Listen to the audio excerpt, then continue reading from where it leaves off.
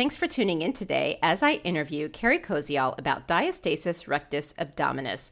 Carrie is incredibly gifted as an instructor and does such an incredible job in this episode explaining DRA, which is a separation of the left and right sides of the outermost abdominal muscles. She also talks about how to prevent it, what to do if you do get it, and myths and facts around those Kegel exercises.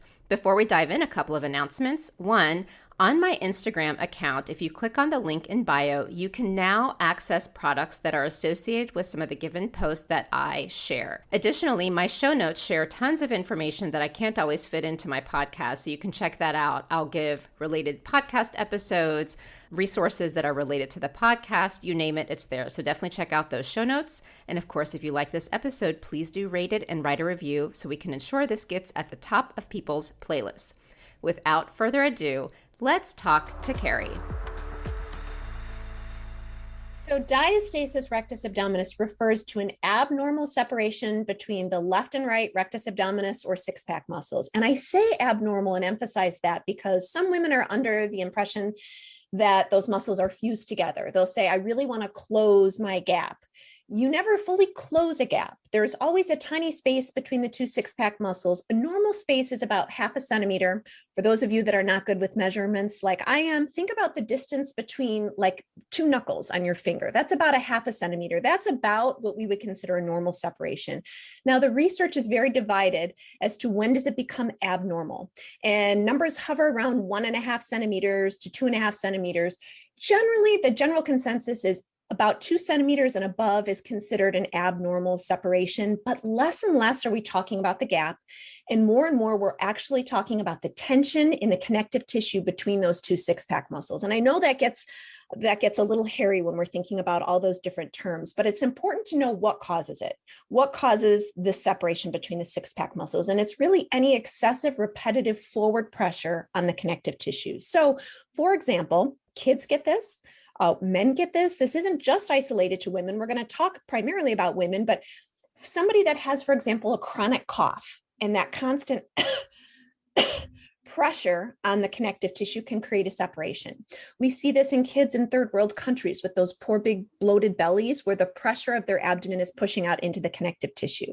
But when we're talking about a population that's really vulnerable, this is where we're talking about pregnant women because they have the hormones progesterone and relaxin that serve to soften the connective tissue all over the body during pregnancy, not just in the pelvis. So they're hormonally at a little bit of a disadvantage because those tissues are a little bit weak. And let me talk about the excessive repetitive forward pressure of a growing baby and a growing uterus that create some pressure and strain there. And then I'm going to add on to that body mechanics, because sometimes we do things movement wise that put too much pressure on the connective tissue, or we choose exercises that we think are really healthy for us, but strain an area that's already vulnerable. So right off the bat, a couple of moves in pregnancy that I really ask women to try to avoid are excessive crunches or head lifting exercises, twisting, especially a weighted twist. If you have something in your hands and you're doing a weighted twist, that can put this area in a really vulnerable state. Being in the all fours position is fantastic because it unweights the baby from the spine, but you don't want to be there for a really, really, really long period of time. So those three moves are really the ones that I ask pregnant women, to kind of avoid and scale back on. How do you know you have this? That's another question. Most women don't even know they have it. So here's some things to look for. And this is both in pregnancy and then after you have a baby and really well beyond after you have a baby. Some women will notice when they go from lying down to sitting up, they see almost like a coning or a doming in their midsection, like something's kind of poking out between those six-pack muscles. Or maybe if they do a back bend, so they're standing and they just kind of extend back a little bit, they'll see that same coning or that doming. Some women say, I have my baby and the baby's just kind of bouncing on my belly and it feels like they're like bouncing on an organ. And if that connective tissue has thinned to such an extent, it will feel like they're bouncing on an organ. Or women will say, I'm trying to fix my belly. I don't like the way my belly looks, but when I go to the gym and I do all the traditional ab exercises, it actually ends up looking worse when I'm done. That's another cue or a clue that perhaps this might be going on. And then just a general weakness. Women will say, I feel like Gumby. I feel like I can't sit up straight. I feel like I'm disconnected. I don't feel like my core is strong. Something is wrong. And all of these are indications that this could possibly be going on. When does a woman need to be monitoring this? So when you were saying here are signs that it could be going on, like the working out one, it came across to me as it would be after they've already delivered a child, which I don't see a woman going. I know I certainly didn't work out right away. And I did Pure Barre until I think the Friday before my son was born. I went kayaking the day before he was born. Oh my goodness. Don't ask. He came a week early. So I didn't exactly, it wasn't like I said, let's go kayak and my kid's coming tomorrow. He just came early. But, with the working out piece, because I'm also, I guess, partly having this sense of urgency, because I know one of the things we talked about is women really need to be aware that this could be happening sooner rather than later to be able to properly heal. Can women notice this early enough by the signs that you're saying? And I guess when might it be too late? Because I do want to clarify for women that there is somewhat of a sense of urgency, not that we're trying to create panic, but just awareness, like this isn't, oh, I just had a baby, I'll deal with this, in 6 months. So can you kind of explain that path? Yeah, that's really interesting. And I don't really think it is ever too late to heal a diastasis. I see women in their 70s and 80s that have this and do fantastic with a rehab program. Where it does become a little bit more urgent is right after you have a baby. Research shows you have this like 6 to 8 week window to kind of maximize your healing. So if you did have a diastasis, to really do a lot of things where you can help mold those tissues back to their working order without having to do a whole lot of exercise and work. So that 6 to 8 week window is really, really important, but that doesn't mean if you don't discover this until, 12 weeks postpartum or 12 years postpartum, that there's not anything you can do. There's still quite a bit you can do. I just like when women have this on their radar and can do some things in that first 6 week postpartum time to really maximize their ability to heal without having to do a rehab program. Okay, got it. That makes sense. You talked a little bit about this when we spoke, how you got to figuring out how women need help, because I do want women to understand that it seems like caution needs to be taken on where the help is gained, because things could be done to not help and potentially make it worse, is what I'm gathering. Because there's I'm noticing when it comes to the pelvic floor and other factors, there's so many nuances. Like a lot of people think with pelvic floor specifically, do a Kegel, but if you do them wrong, you're actually not helping. So there's just so many nuances to this. So maybe you can talk about your journey and how you learned about these nuances and what women practically and realistically need to be doing if they do have DRA. I developed a diastasis rectus abdominis myself between my second and third pregnancy. And this was so frustrating because this is my business. I'm in the women's health world. So I really had to take a look back at the exercises I had been doing to figure out, was there something I could have done differently to maybe avoid this, or at least make it not so, not so severe of a condition?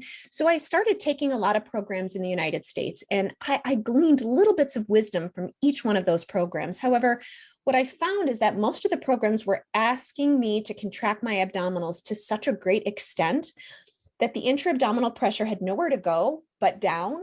And I ended up creating cystocele, a bladder prolapse, where the bladder starts to make its way down out the vaginal opening, which by no means did I want to fix my abs at the expense of creating another problem further down the way. And, I see this a lot with intra-abdominal pressure. It takes the path of least resistance. So it's either going to come out in between the opening between those two six-pack muscles through the connective tissue there, or it's going to come out down in the pelvic floor region. So we really have to be careful as women that we see those two, exits for pressure, and start to develop exercise programs that make sure that we're maintaining the pressure in our body in a way that's healthy. So I ended up flying to Canada. I took a great class called Bellies Inc. That was specifically research-based, geared towards women's health physical therapists. And in that class, kind of all the pieces finally came together. So I realized that there has to be this coordination between your thoracic and pelvic diaphragm in order for any of the programs to work. There has to be this focus on movement. So we sometimes get bogged down with exercise. And I feel like we get this in the nutritional sense of the word. We get that you can't have quinoa for breakfast and then Burger King for lunch and dinner, and look back on your day and say, what a healthy, nutritional day that was for me. But we do this with exercise. We'll exercise for an hour in the morning, and then we'll slump into our cars and drive home from the class, or we'll bend over our children or our dishes, or will get online and be bent over computer workstations and then slump into the couch at the end of the night and say, oh, this was a good movement day for me because I did that exercise this morning. And unfortunately, our bodies don't work that way. They're responding to the forces that we place on them all day long. So while yes, there are key exercises that I think you need to do to strengthen your deep abdominals and your pelvic floor, we need to switch the mindset to see, now I'm done with those exercises. I can't see it as check and move on with my day. It's check. And now how else am I going to take my body around the world in a way that respects the parts so that it's not just a rehab program you do one time, it's really a different way of moving your body. And so with a condition like diastasis rectus abdominis, we have to manage the pressure. We have to coordinate your respiratory and your pelvic diaphragm, but we really need to put a lot of emphasis on body mechanics and just moving your body better. And that applies to pregnant women, postpartum women, and women who are far beyond menopause that are still moving around the world. This is how we lift laundry. This is how we lift kids. This is how we use our bodies in a way that manages the pressure and respects our parts. And again, that's why you'll hear a lot of times women will say, well, maybe my doctor identified the separation, but they said, oh, the only thing you could do for it is surgery. There are a small percentage of women who will require surgery for this condition, but surgery is fixing the anatomic problem without taking into account the biomechanical forces that created the problem to begin with. So if you don't re-educate a woman of how to sneeze properly or how to lift properly or how to get out of bed properly, you've put a Band-Aid on the problem without getting really to the root cause of what is that problem, what is that issue. So there's a lot of education that needs to be done. One thing that is fascinating to me, and I think it's really important to educate women, and this is why I talk to the subspecialists, and I almost call PT like a subspecialist in the field, especially when it comes to pelvic floor, is how women come to you and having awareness for women around some of the challenges they may face up front. Because the routine that we have is we'll go to our OBGYN, and that is who we tend to see for any female issues. And there we have to assume the OBGYN understands what pelvic floor PT is and knows when to refer a woman. And if they don't, the woman needs to understand when it's time to go to a pelvic floor PT. But then there's also, with the surgery, if it is recommended, is it really needed? And just trying to understand that path. So can you help the audience understand maybe either myths, mistakes, themes, like just what they can take away around how some of the challenges you've seen about how women can find someone like you and just what you've seen in reality? I think OBGYNs are getting a little bit more well-versed in what a women's health physical therapist does. And it would be a good time to maybe just talk about what really is that. A women's health PT, in addition to treating orthopedic things like, back pain, neck pain, knee pain, all of that, we specialize in more intimate diagnoses. So things like pain with intercourse, urinary incontinence, fecal incontinence, tailbone pain, and then a whole host of pregnancy and postpartum issues. And we treat these things intravaginally and intrarectally. And a lot of women are very nervous or apprehensive about us being in such an intimate space, but we really take our time with these women. There's a separate room. It's not like you're out in the gym, with everyone doing their, bicep curls and bench presses. You're in like a nice intimate space. There's a lot of education that goes into it. We spend a lot of time working on parts. It's not like a gynecologist visit where you're in and out and hiding your underwear in your pants in the corner and, the speculum. We really spend some time. Those muscles are muscles like anywhere else in the body. You develop a trigger point in your upper trap, and you don't think twice about going to a massage therapist to have that work done. Right. But if you think about what happens during pregnancy and childbirth, and just the act of being a sexual person on this planet, there's a lot of trigger points that can develop in the pelvic floor. And sure, you can do some stretching and whatnot, but just like you can't always stretch out a knot in your neck, you really need a specialist that's able to go in there and identify the trigger points or identify a muscle that's too tight. And you mentioned kegels earlier. Sometimes we hand out kegels like candy on Halloween, kegels for everyone. But if you came into the clinic with a bicep muscle that was stuck in place, I wouldn't say go home and do 300 bicep curls. I'd say, wow, I actually don't want you to do anything to work your bicep right now. We need to lengthen this muscle out, really massage it, get it to stretch, because a strong muscle knows how to contract and to fully relax. So same in the pelvic floor, where some women shouldn't be doing a ton of work down there if their muscles are really tight and guarded. They should be learning how to lengthen and relax those muscles before adding on the strengthening. So it really takes a professional person that can evaluate those muscles, can tell if the muscles are strong or weak, if they need more endurance, if they need to be relaxed, if there's trigger points. And I really feel like any woman that has a baby deserves to see a women's health PT at least one time, just to get all these things checked out. And women really do need to advocate for that themselves. It's not always a typical standard of care that you go to see your doctor and you get a referral for physical therapy. So before you sign up for anything, like surgery or something more invasive, I would always suggest, hey, what about seeing a women's health PT to look at some of these intimate areas and see if I can fix this from a fitness standpoint or a muscular standpoint, because a lot of these are fitness issues that deserve a fitness solution, not necessarily a surgical solution. I love your suggestion about every woman going to see a women's health PT, because, a friend of mine actually recently had a baby, and we were talking about this, and she didn't give me the details, but it didn't sound like she had anything specific wrong. I think she did it almost as a proactive precaution and just went for a couple of visits and found it to be extremely helpful. And I told her about a couple of my episodes related to this topic, but they were like a lot broader than talking about DRA. And it was just really interesting to hear her journey. And now, full circle, you're giving this recommendation as well. And it's so smart, because, even as you were talking, I went to Pure Barre. I think I went like 6 days a week while I was pregnant. And about 6 months in, I was like turning green if I didn't eat a banana before I went, because I would go first thing in the morning. And I'm listening to you and I'm like, did it help my child come out in 20 minutes? Could I have potentially done something wrong that could have created this issue for me? So it's just, a lot of questions and nuances. So very helpful, because I certainly didn't seek that out. Something I always like to talk about too, because I feel like I don't want any woman listening to this to be like, who is this privileged podcaster talking about these things, when not everyone has access to care. And, I don't know how accessible women's health PTs are all over the country and even the world. And so, for those who may not be able to have access, do you have any practical words of wisdom that you could offer to them, so that because I can only imagine, like, you have a baby or something, is happening and your abs look this way and you're trying to work out and you just don't feel good about yourself, and it can have a lot of impacts. So I'm just curious if there's other things women can consider and be aware of.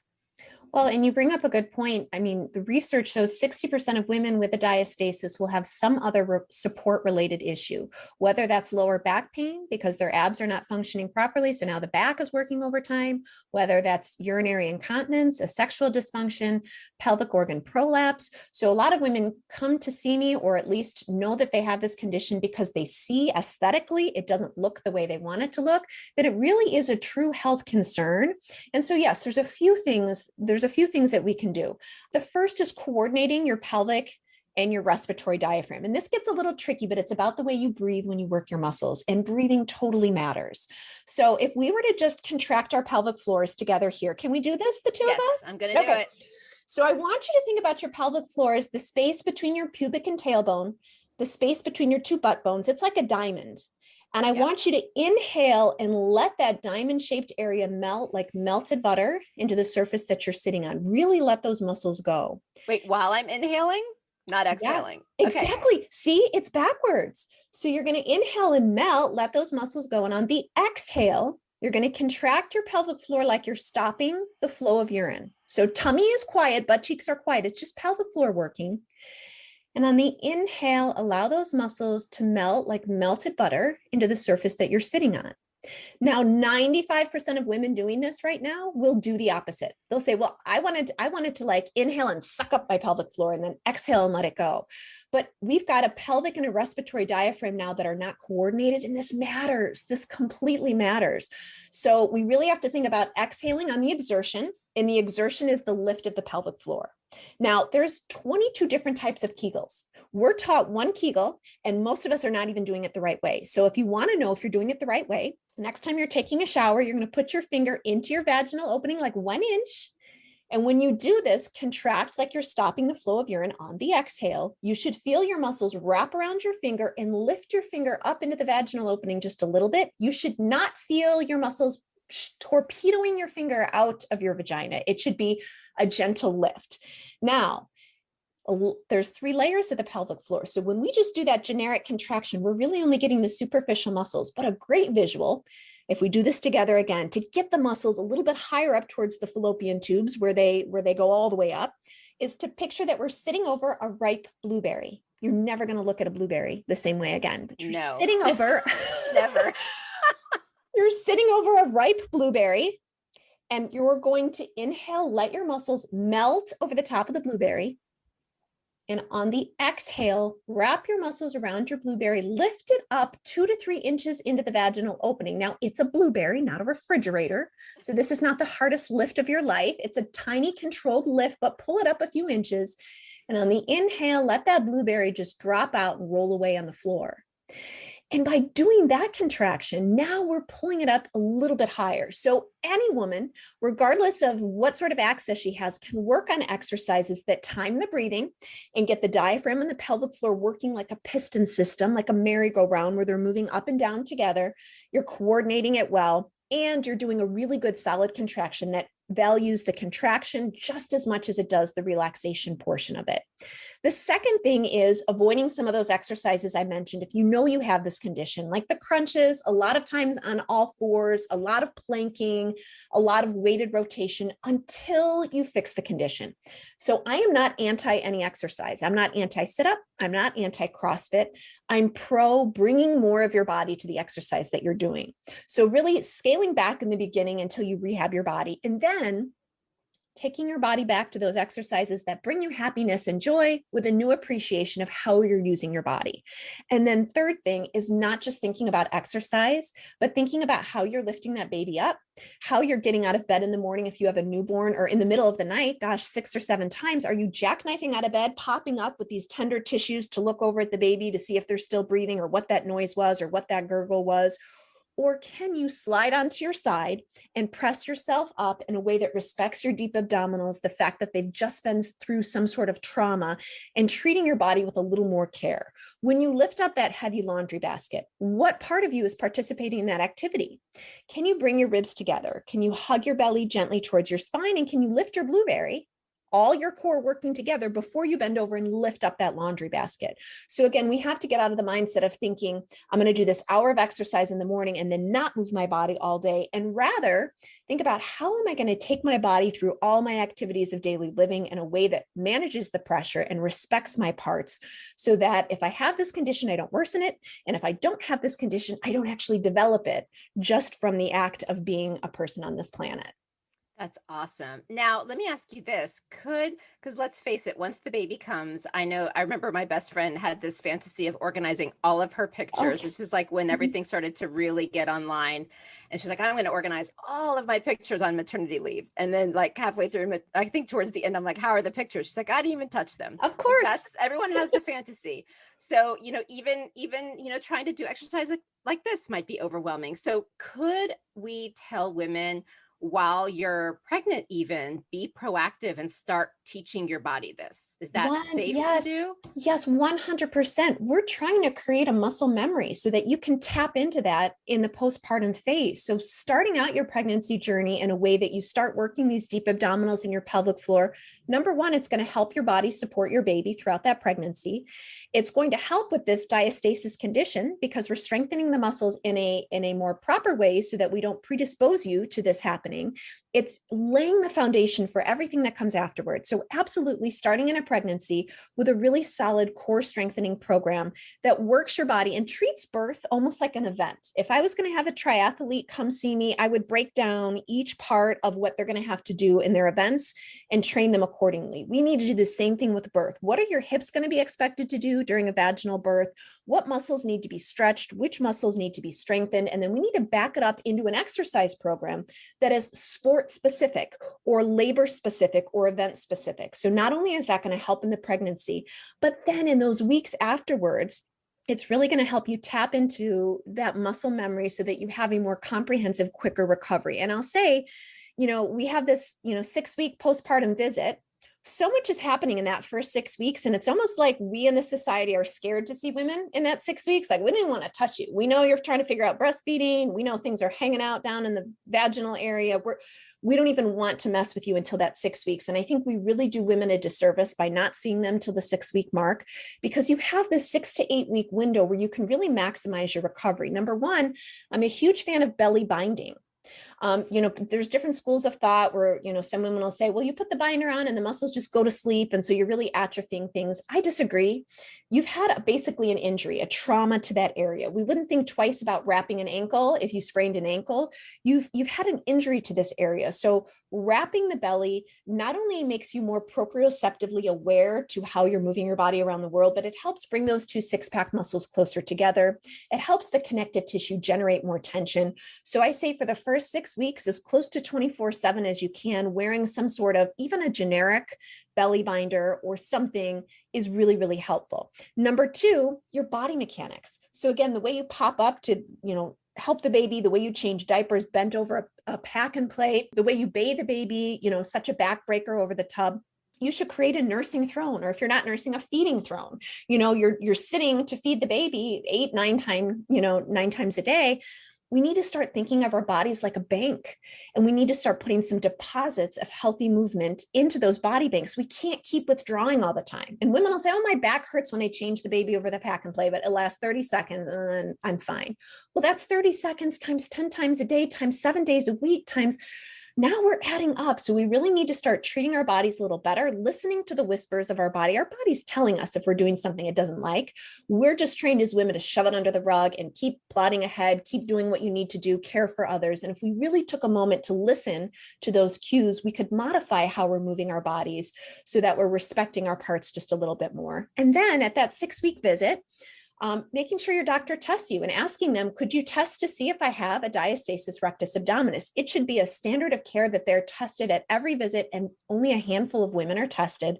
And from those that do get tested for this, only a handful are given a referral to physical therapy or some sort of core strengthening program. Most are told, there's nothing you can do, just surgery. So you need to ask the question. And I will say at that 6-week checkup, they're going to give you permission to do a few things. Number one, sex, which that's a whole nother podcast episode in itself, because we are not guiding women through how they're to return to being a sexual being on this planet. We're not giving them lubrication recommendations, position recommendations, talking to them about when it should be uncomfortable, when it's a red flag if it's uncomfortable. We should be returning to vibrant, juicy, lovely sex lives. But they talk about exercise here too. And this is where they'll say, go ahead and resume, if you're feeling good, resume an exercise program. I disagree. You should not have a 6-week postpartum woman running as her first mode of exercise. You need to treat your pregnant body like a house. It's like a fixer-upper project after you had a baby. If you watch any of those fixer-upper shows, there's this demo day where they go in and wreck up the show. I don't want to be dramatic, but birth is a little bit of a demolition project. And the second phase of those rehab projects is fixing what's broken. It's fixing the roof. It's fixing the leak in the foundation. If you skip, which we want to do as postpartum women, we want the quick calorie burn, we want the results, we want the big reveal, the fixer-upper end of show where it's a brand new house. But if you skip that rebuild phase, it's essentially like seeing a crack in the foundation, smoothing an area rug over it, and you're going to get by like that for a little while. But that crack is getting bigger underneath the rug. Eventually, you're peeling the rug off and doing the work you should have done right from the beginning. So the very first thing you do after your 6-week postpartum visit is not returning to running, is not getting back into CrossFit, is not doing all of the stuff you used to do. It's really starting from ground zero and building up that pelvic diaphragm coordination, finding your pelvic floor, making sure your deep abdominals know how to work, and then you can layer on more. I don't remember how far in it was. And I had a YMCA just down the street from me. And I tried to jog over there, and I'd run a marathon, but I ran a marathon a long, long time before I had gotten pregnant. I remember trying to go down to the YMCA, and I was trying to run. I think I ran a block. And it wasn't like, I don't think it was at the 6-week mark, but I agree with you. And I never felt like I was having issues. I had a very easy pregnancy and delivery, which I'm so proud of. I was 41 when I delivered. I don't know how that happened. I know it was amazing. Like 20-minute birth. Like it was nuts.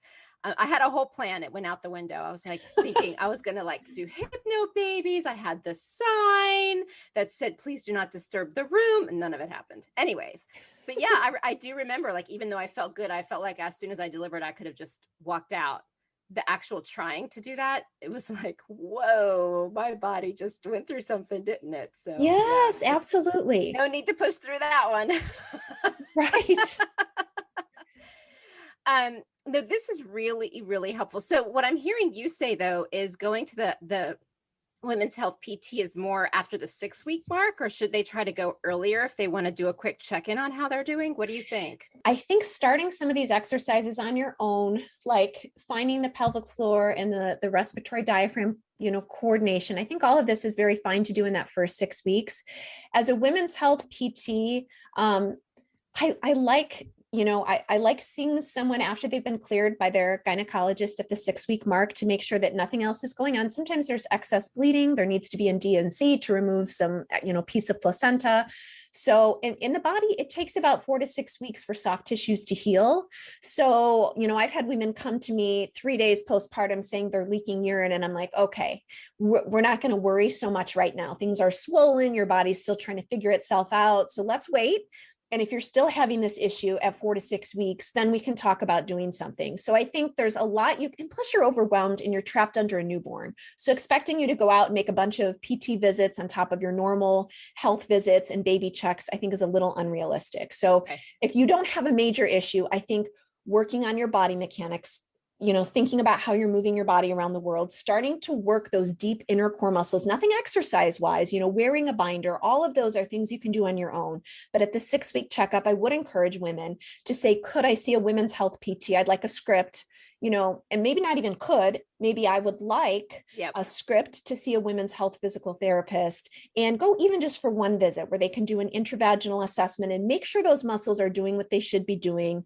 And, just kind of give you a nice, and then you establish this relationship, because Lord knows, after babies comes, perimenopause and comes menopause, and having a women's health PT on your team is always going to be a good idea. Yep. No, I completely agree. Wow. This has been such an educational discussion. I can't thank you enough. And you're such a natural teacher, and just the way you are explaining all of this. So you're the expert and just an incredible teacher in this space. So I really appreciate that you reached out and have shared your wisdom with women, because it's so important. Now, you mentioned that you have training programs. Are these accessible to anyone? Do you just do them within your practice? I'm curious if people can access it, because they sound incredibly valuable.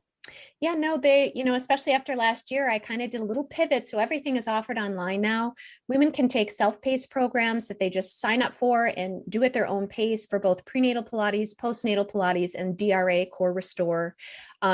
Sometimes women like the group scenario. So I do virtual group classes. You can join from anywhere in the world, and at least you're with other women that are going through similar things, and I deliver the information that way. And other women prefer to do private sessions, especially if you have some other things going on, because then I can tailor the program to completely meet your individual needs. So again, everything is online, everything is virtual. Of course, I'm really well known in my home community, and people do come into my home studio to see me in person. But just the nature of the world as it is, I really wanted these programs to be accessible to everyone. So they are all online at carriekoziol.com. Wonderful. I'll put the link in the show notes. This is truly amazing. So now I always like to end with your greatest hope for women's health. So tell me what your greatest hope is. Well, when I think about it, I really have two different, I hate to not pick one, but I have two that are just I can't either. So that's okay to have two hopes. I'm not an option kind of person. I'm an essay person. I have more hopes than two, but I'm going to narrow it down to two. The first one is that we as women really need to identify the difference between common and normal. We're told by, social media and by commercials that, after you have a baby, you're going to be peeing your pants. So just slap on a big pad and dance your way around the world. And I really want to challenge women to demand better. Our bodies were not designed to fail us. Having a child doesn't mean that we have to live with a lifetime of urinary incontinence or other female-related issues. A lot of these things are fitness issues that deserve a fitness solution. So really looking at what we're being sold and asking ourselves, is this something that I have to live with? Is this a normal experience, or is it just something common? And I'm going to be the uncommon one that's going to challenge the norm and ask my doctor for a script for physical therapy, or take that, fitness program that really addresses the issue. So that's my first hope. And I really want to challenge women to demand better from their providers and their bodies, and listen to their bodies. And then the second thing is really just shifting the focus from exercise to movement. I love exercise. I exercise, almost every morning on my own. It's a stress reliever for me. And it's also, this is my business. So it's like going to a dentist with yellow teeth. No one wants to come to a fitness teacher, that hasn't been doing the work herself. So I love to exercise every day, but I want women, some women are trapped under a new baby or working 3 jobs, or they just don't have the willpower right now. And so I want to say, start simply, but simply start with thinking about movement and just moving your body better. So how do you stand at the kitchen sink to wash your dishes? Do you lean into the counter and outsource the work of your body to the counter? Or do you take one step back and actually wash the dishes by holding yourself upright? Same thing when you brush your teeth, do you lean into the counter or can you step back away? That's exercise. And when you drive your car, do you slump down into the seat and have to pull the rear view mirror down to your little granny self? Or do you think about, wow, let me change the way I'm sitting so that I'm using better posture? When we think about moving our bodies better, instead of putting pressure on this daily exercise, when we think about it as a cumulative effect of what we're doing all day long, I think we're treating our bodies better. So moving better from morning till night, instead of just doing that 1 hour of exercise and then not mindfully thinking about how you move. Those are my 2 big hopes. Wow. I like that you did too, because they're both incredible. And I appreciate that you put a practical spin on both of those, because I think that's needed. Because I'll tell you, I was a self-care queen, I felt. And once I had a child, it's changed a lot, and it's really hard to remember how important it is. And so the practical advice, and by the way, when I brush my teeth, I'm walking around the house multitasking. So is that allowed? It's allowed. That's great. Not always. In the mornings, yes. In the nighttime, never. But yeah, welcome. But no, thank you so much, Carrie. It's such a pleasure to know you, and thank you for everything that you're doing for women. It's really important work. Well, it was a pleasure to be here. Thank you. Thank you for the opportunity. I loved being here. Thank you for joining me today on Fempower Health. If you'd like to continue the conversation, please follow me on social media. I am most active on Instagram, LinkedIn, as well as TikTok.